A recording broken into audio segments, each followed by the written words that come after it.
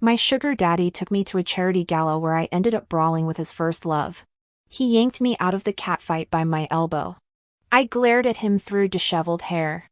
Taking sides. Huh? His silence spoke volumes. I ripped off my diamond ring and hurled it at his face. I'm dumping you. For 3 years. I'd been Jason's kept woman. The billionaire heir with model looks and bedroom skills paid my bills in exchange for one rule: no kissing scenes in my acting gigs. It limited my roles and earned me sneers of prude from industry peers. But I didn't care. I played by the rules, until tonight. The trouble started when Jason insisted I attend Brian's engagement party after 3 months apart during my film shoot. I'd been avoiding his elite social circle. But damn if I didn't miss him. Big mistake. Emily stood by the champagne tower like she owned the place, Jason's childhood sweetheart freshly returned from Europe. My escape to the Rose Garden got ruined by Jessica, the tabloid queen who'd been smearing me for years. Dragging Emily along. Shouldn't trash be kept in dumpsters? Jessica sneered, examining her manicure. Emily sighed. You dragged me here for this? Patience.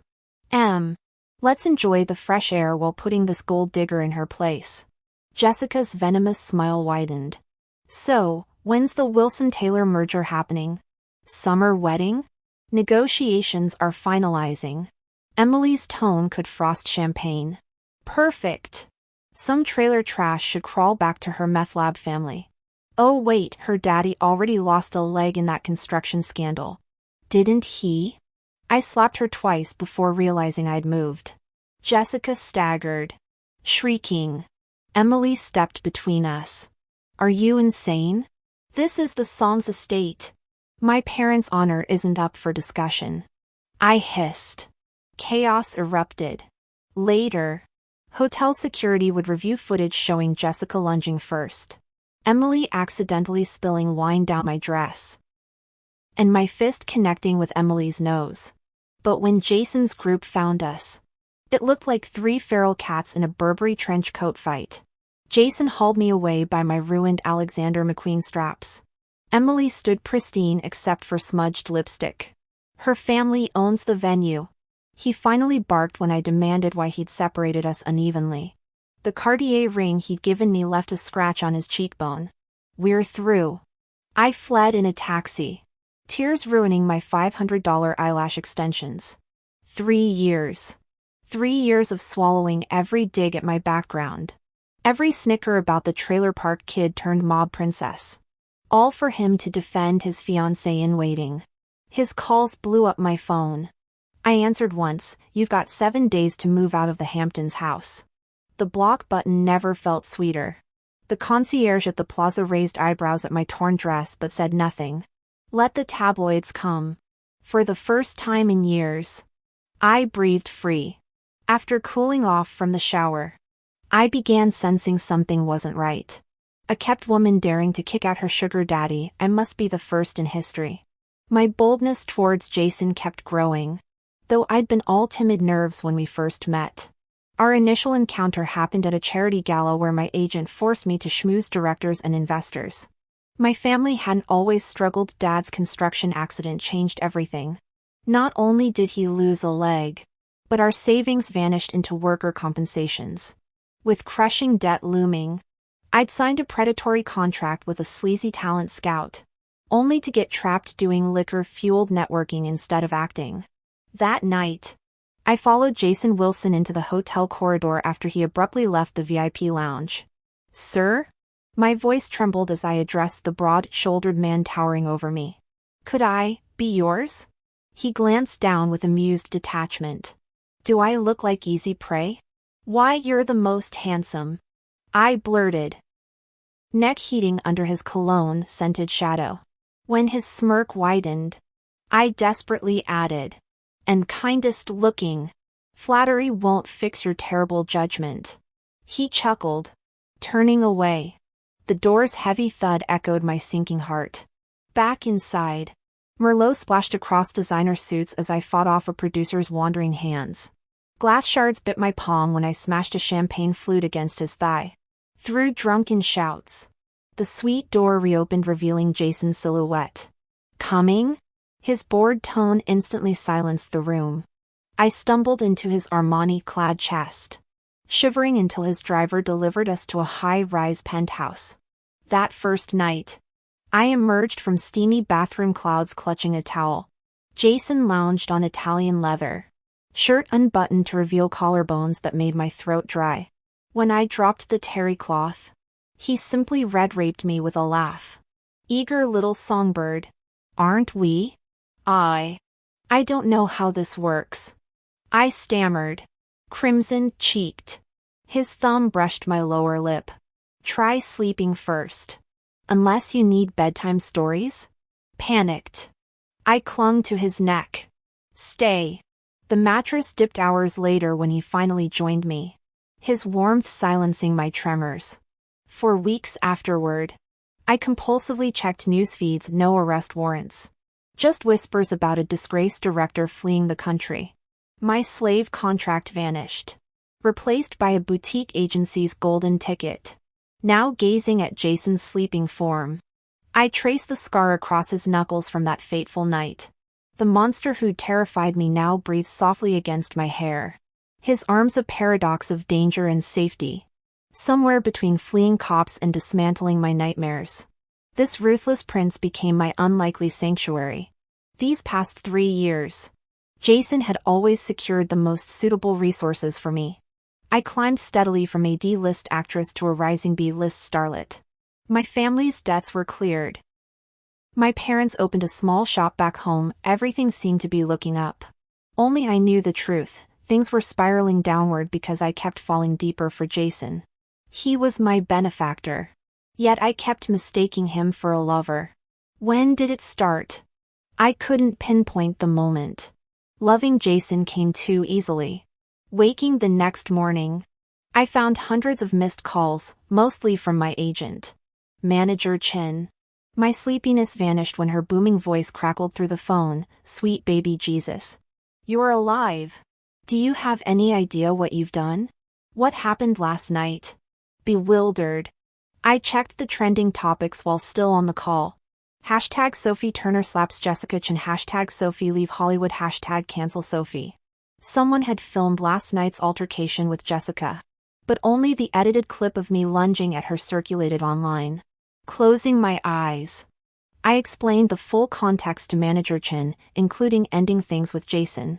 No more safety net. After a weighted pause, she sighed. Lay low this week. Don't touch socials. I'll handle damage control. Reviewing the viral clip later, I noticed the suspicious camera angle, deliberately framed to exclude Emily standing nearby. The comments section raged. Look at Sophie's resting bitch face. Who does she think she is? Rumor has it some sugar daddy's been bankrolling her mediocre career. Insider tea, she's just some rich guy's discarded stand-in since the real deal came back. Those stand-in comments reeked of Jessica's PR team. Oddly, the vitriol didn't faze me. Hate came with the territory, just keep it away from my family. As for being a replacement, pure fiction. Early in our arrangement, Jason's excessive kindness made me uneasy. Once, tipsy after an industry dinner, I'd asked if I resembled someone from his past. He'd pulled me into his lap, flicking my forehead. Quit method acting. I don't do the whole look-alike lover cliché. When I pressed about other women, he'd snorted. Do I look bored to you? That reassurance had sustained me for months. Maybe Jason didn't love me, perhaps it was convenience or novelty, but during our time together, there'd been no one else. I could endure not being cherished, but never complete erasure. My scheduled variety show appearance got axed due to the scandal. Now I hibernated in my hotel, genuinely fearing unhinged fans. 2 years ago, after playing an unhinged villain so convincingly that viewers claimed I weren't acting, someone had lobbed a wasp nest at me during a leg injury. Jason arrived within minutes, torching his $50,000 Brioni suit to smoke out the insects. I shook my head sharply. Why was I still thinking about him? Scrolling through notifications revealed endless supportive messages from colleagues. None from Jason. Of course not, I'd blocked him everywhere. Tossing my phone aside, I sulked. If he wanted to reach me, a man of his resources could find a way. He simply didn't care.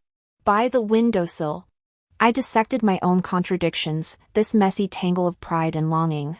The city lights blurred as rain streaked the glass, mirroring the chaos within. Deep down I knew it was impossible, yet couldn't help clinging to that sliver of hope. There was this persistent feeling that maybe, just maybe, he cared about me too. After all, he'd braved the icy winds to be with me during last year's New Year's Eve celebrations when families traditionally reunite. My first New Year with Jason had been hectic. With my packed schedule, I'd stayed at South Bay residences instead of visiting family. That night, I'd been drifting in and out of sleep when the click of the front door jolted me awake. Heart pounding, I grabbed my bedside lamp and crept toward the entryway. There stood Jason in his tailored coat, snowflakes still clinging to his shoulders. His eyebrow arched at the lamp in my hand. Charming welcome for the holidays, he teased. I dropped the lamp and leaped into his arms, swallowing my questions about his sudden appearance. Did you read my mind? I whispered instead. He carried me toward the bedroom, his breath warm against my ear. Let me check where exactly you missed me. Outside, winter raged. Inside, our laughter melted the cold. When he emerged from the shower later, I was already half asleep. His lips brushed my forehead as he tucked a red envelope beneath my pillow. Happy New Year, Sophie. For the first time without my parents, I didn't feel alone. 3 days into my hotel quarantine, I'd almost ventured out for supplies when my agent Jessica's message stopped me. The Jessica Chin scandal I'd been tangled in kept erupting with new accusations. Director Matt Brown, the creep I'd stabbed in the thigh with broken glass years ago, was now claiming I'd seduced him for roles before trading up to some mysterious sugar daddy. Sophie, please, Jessica begged during our call. Just reach out to Jason. This could disappear with one phone call from him. My throat tightened. Previous rumors had always been smothered before spreading. This wildfire growth told me everything. He's getting married, I said quietly. Cutting me loose probably relieved him. Jessica sighed. Without damage control, you'll be unhireable for years. We both knew she was right. After hanging up, I skimmed the trending insults. How's this trash not cancelled? Only slept her way up. Sugar daddy got bored, I bet. A few supporters drowned in the hate tsunami. My fingers trembled as I drafted the statement. To those following this mess, I never slept with Matt Brown. As a naive newcomer, I signed predatory contracts.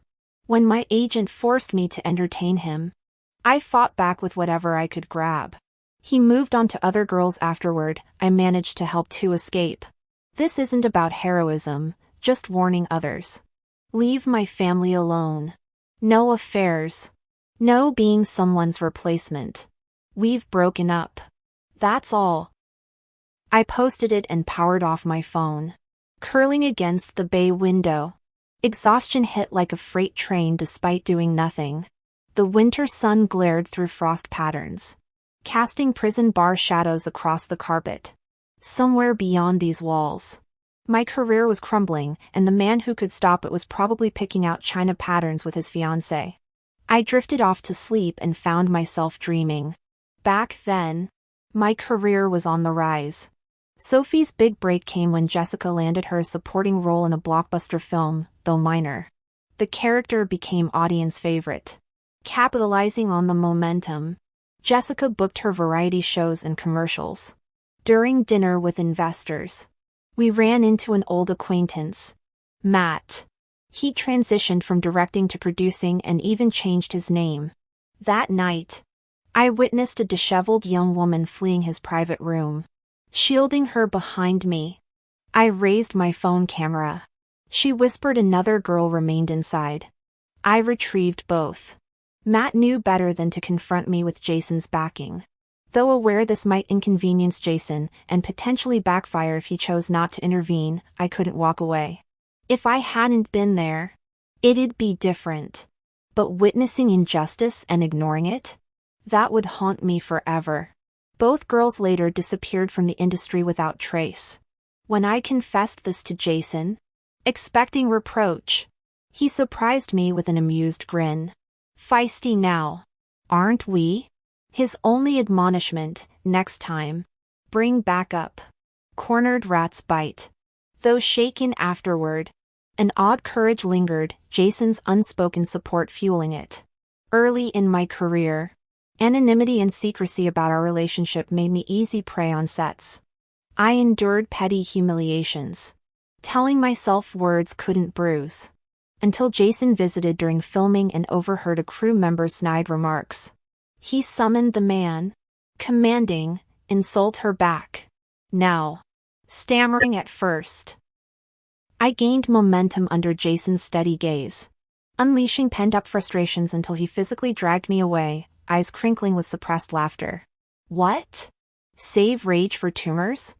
I won't always be here. Return every insult doubled. Can't handle it? Tell me. His finger tapped my collarbone. I don't even make you cry. Why let strangers? Sunlight caught his eyes that day. Molten gold swirling with pride. My heart split open. Love pouring through the fissure. The memory dissolved as Jessica's call startled me awake. Tear-soaked pillow beneath my cheek. Sophie. Sweetheart. Her voice vibrated through the receiver. Have you checked Twitter? Jason's personally eviscerating your haters. If he proposes, say yes, I beg you. I'll eat salads forever if you two stay together. Dazed, I smiled until a new notification flashed, opened the door. Frozen. I peered through the peephole. Jason leaned against the hallway wall. Devastatingly handsome. My trembling fingers turned the knob. He scanned my tear-streaked face. Calloused thumb brushing my cheek. I haven't even spoken. He murmured. And your waterworks incarnate. Master manipulator. As he guided me inside, I pretended nonchalance. Why are you here? Draping his suit jacket over the couch. He rolled up sleeves. Let's discuss your biased refereeing. I scooted away, muttering, you always take sides. Damn right I do. His laugh held edges. When have I ever sided against you? You were so busy clawing Jessica's eyes out. You didn't notice her acrylics aiming for your face. Let her scratch you? You'd flood the apartment crying over one pimple. The revelation stunned me. Heat flooded my cheeks, equal parts shame and stubbornness. Then why didn't you say anything at the time? Jason let out another cold laugh. Was it me not speaking or you not listening? You'd already vanished by the time I chased after you. Funny how you're never this eager when coming to see me normally. And now you want me to move out? Sophie, you're the first person in history to ditch your benefactor mid-arrangement. My defiance wavered, but I still jutted my chin. You didn't come find me these past few days. When I got cyber-bullied earlier, you didn't care either. Too busy with your arranged marriage. Weren't you? Why bother coming back? I won't be the other woman. He yanked me closer, fingers digging into my cheeks as storm clouds gathered in his eyes. Who told you I'm getting married? Have my resources been inadequate? Have any gifts I've given embarrassed you? What made you think I'd sell my marriage for business connections? But everyone says. You listen to everyone but never me. His thumb brushed my lower lip. Feeling rebellious? I twisted free. You still haven't explained where you've been. He sighed. Emergency business trip to LA. A project collapsed there. Didn't intervene with Jessica's smear campaign initially because I wanted her to expose all her ammunition before crushing it. Had security stationed near your hotel these past days in case crazed fans showed up. Anything else? Ask now. The question burned my tongue. Will you marry me? Or just keep me as your trophy girlfriend forever? Jason's silence made my heart freeze. Is there conflict between those? He finally said. You come and go as you please. When have I ever restricted you? I stared at my hands. But you never wear the couple's ring I chose. Reaching into his discarded suit jacket, Jason produced two handcrafted bands from its inner pocket, the mismatched silver rings I'd bought from a street vendor during film festival week. Mine stayed on except during shoots, his had remained conspicuously absent.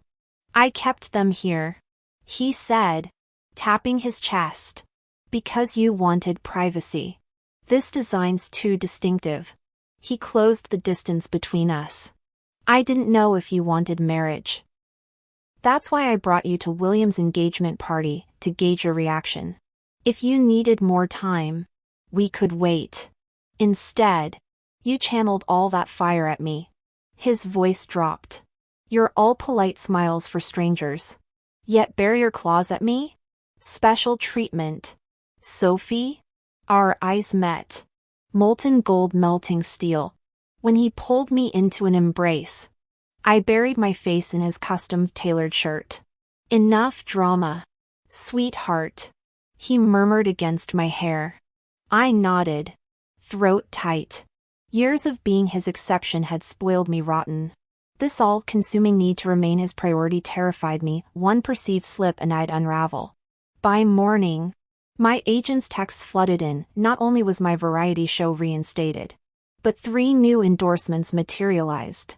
Trending searches overflowed with hashtag open the door sequel demands. Our PR team stoked shipping culture while biding time to dismantle Jessica's lies. Jason held my hand openly as we left his penthouse. Paparazzi flashes sparkling like champagne bubbles. I'd braced for another fight upon returning home. But reality proved crueler. The walk-in closet gaped empty. Dresser drawers hung like slack jaws. Even his limited edition Patek Philippe had vanished from the nightstand. Did we get robbed? I stared at the void. Why take only your stuff? Jason leaned against the doorframe, amusement dancing in his eyes. You gave me 7 days to move out. Wouldn't dare disobey. Who knows when my belongings might end up curbside? His smile turned razor sharp.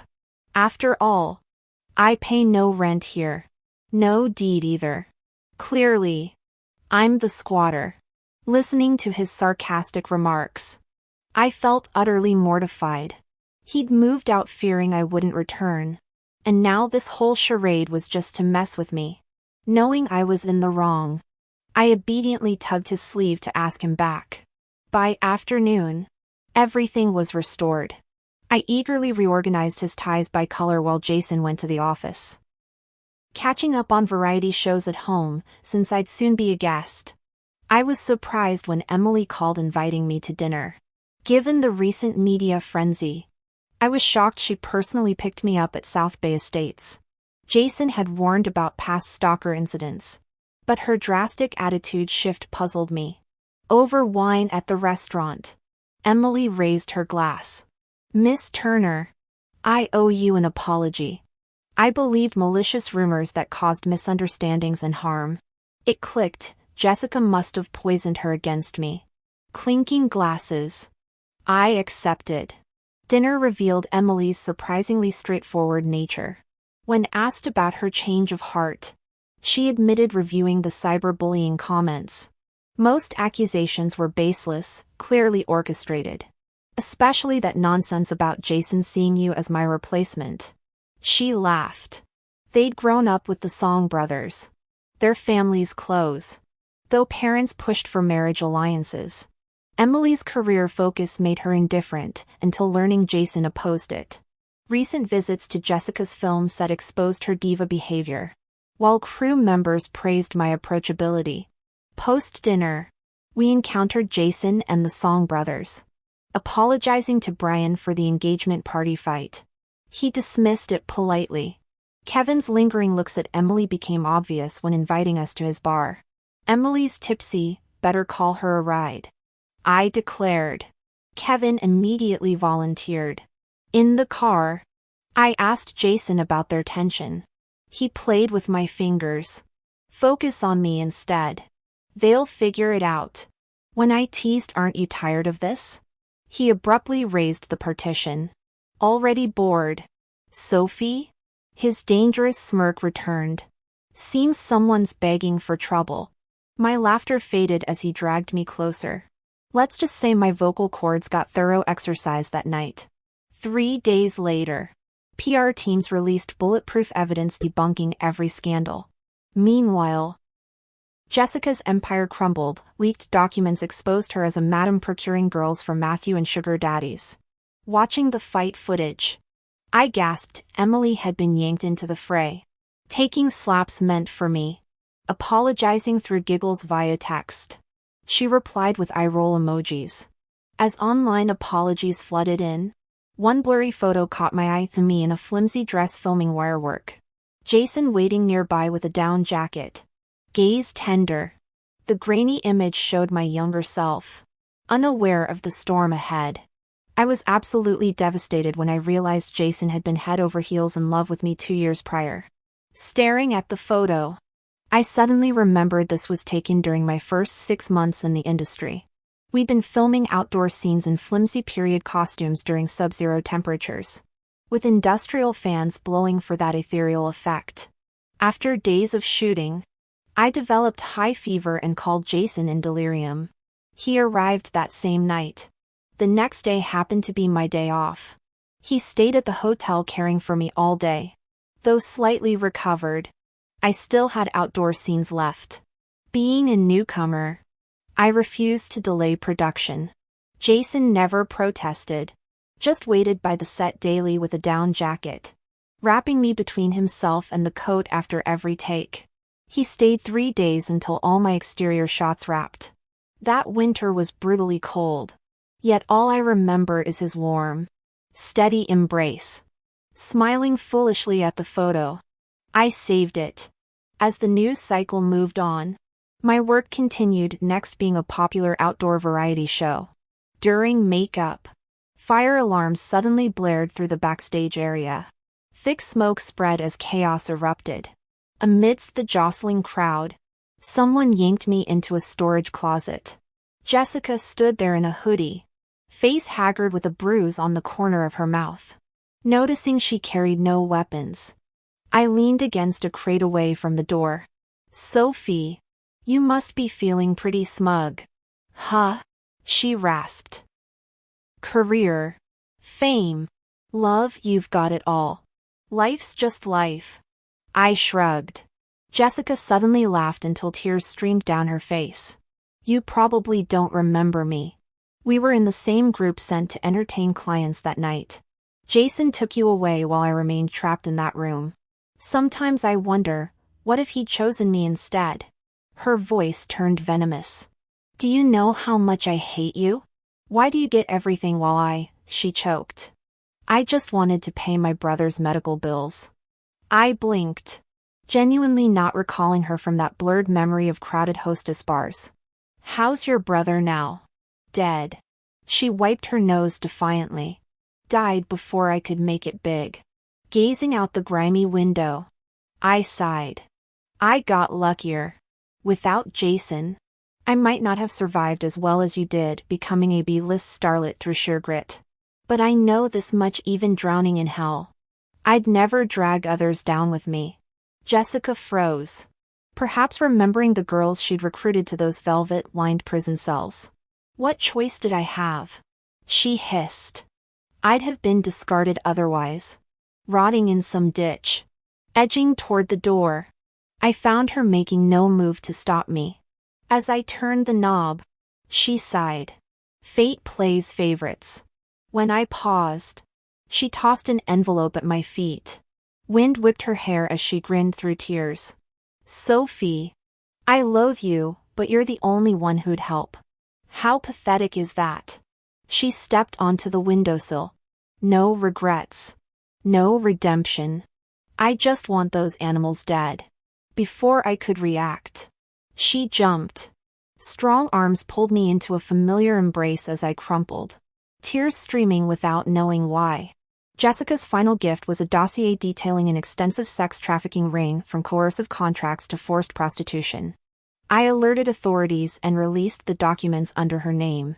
The ensuing investigation made national headlines, with many mourning Jessica while others remained skeptical. Through it all, I kept remembering her wind-tossed hair and that broken, triumphant smile at the end. I didn't keep following the story. I hadn't experienced her pain and couldn't condone her actions. But I hoped the girl locked in that small room that night would find freedom. Life and work carried on as usual. 6 months later, I won Best Actress. What I didn't expect was Jason presenting the award. The moment he appeared, the entire venue erupted, not just fans, but even fellow actors and hosts started shipping us wildly. He handed me the trophy, eyes sparkling. "Congratulations, Sophie. May your acting career continue to soar." Another wave of cheers crashed over us. Accepting the award, I felt my eyes burn and paused a few seconds before giving my speech. Another actor had shared the stage with me during the ceremony. When we stepped down, he instinctively offered his arm. Jason shot a glance his way, making the poor guy widen his eyes, retract his hand, and scurry off. Walking to Jason's side, I teased, "Why did you have to scare the poor guy?" He guided me forward with an arm around my waist, deadpanning. "Scare him? I was just admiring how pale his hands looked." Back in my seat, I sneak-checked Twitter. As expected, the internet had exploded. GIFs of the actor's hasty hand retraction circulated wildly. Sharp-eyed netizens noticed my ring wasn't a brand sponsorship, sparking theories about Jason having proposed. Truth was, we'd already gotten married. Last week, I'd woken to find a new ring on my finger, not the pair we picked out before. When I asked why he didn't use our original one-of-a-kind in the universe set, he'd fastened his watch calmly. "This is also one-of-a-kind in the universe. Don't like it?" Pretending to pout, I challenged, "What if I wanted to exchange it?"